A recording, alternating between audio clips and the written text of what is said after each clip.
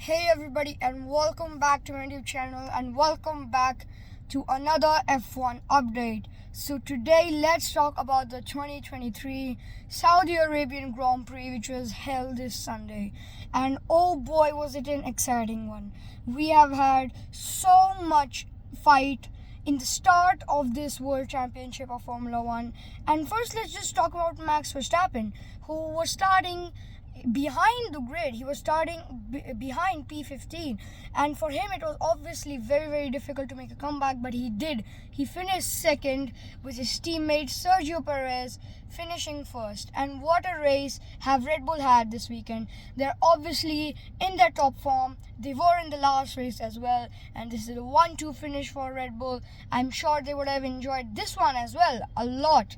For Ferrari, obviously we have a lot of disappointment, and like my last video, like I told you guys, that Aston Martin have got a lot of pace up their sleeves, and they proved it in this race as well. Fernando Alonso took the race lead in the first corner of the first lap, and it was just an amazing race from the Aston Martin team as well. Sadly, Stroll had to retire, but Aston Martin would have done very well if Stroll didn't, but they still did very well with the help of the two-time world champion Fernando Alonso.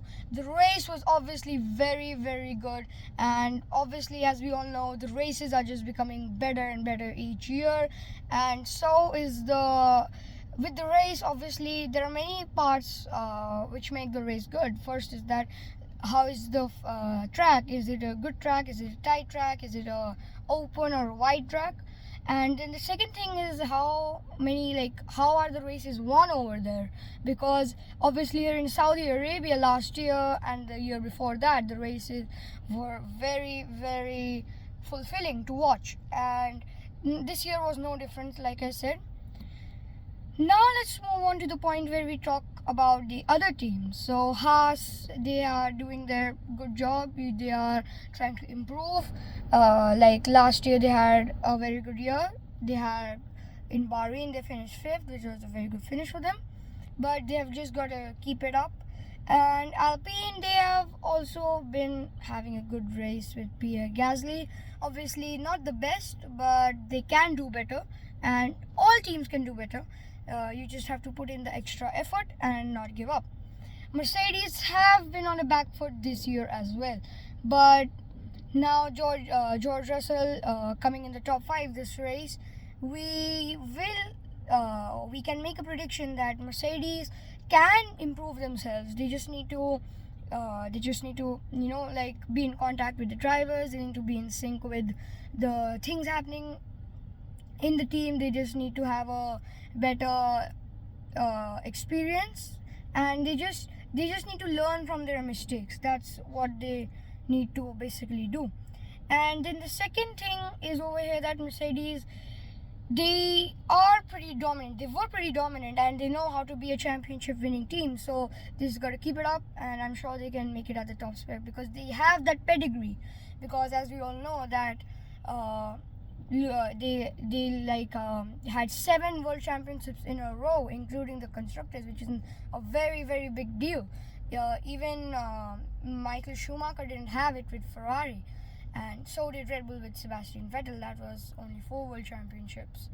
And of course, this year Hamilton is also going to give his best, and I'm sure that Hamilton would be still at top of his game.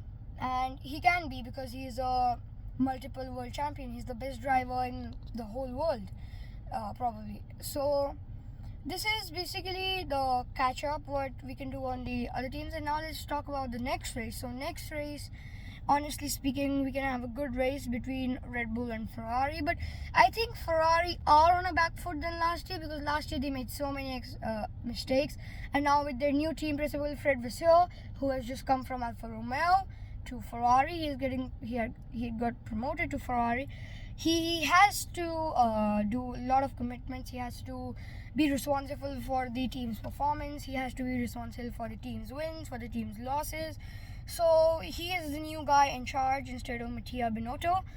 And yeah, this race was no different than any other Saudi Arabian race, because the races over there are just magnificent, and I think this will be for years to come because the track over there is also very, very good.